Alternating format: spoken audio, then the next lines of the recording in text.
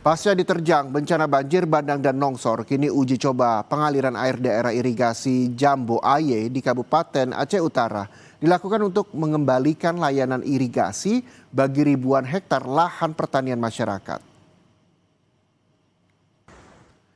Daerah irigasi Jambu Aye di Kecamatan Langkahan ini memiliki luas layanan mencapai sekitar 19.473 hektar dengan sumber air utama dari Sungai Jambu Aye atau Arakundo.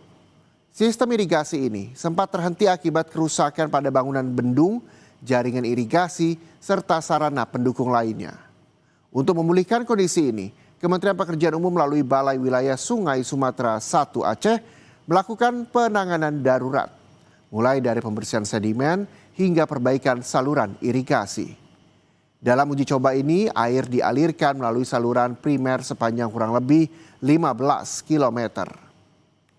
Sebanyak 9 unit alat berat dikerahkan di berbagai titik untuk memastikan kelancaran distribusi air ke lahan pertanian.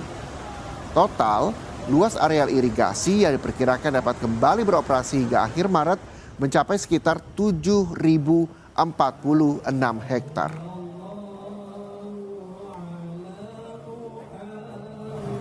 Yang telah berusaha payah selama banjir dari tanggal 26 Januari karena masyarakat sangat membutuhkan air yang pertama untuk memakai untuk rumah tangga dan sebagainya, dan insya Allah bila mungkin kami akan memakai untuk turun ke sawah.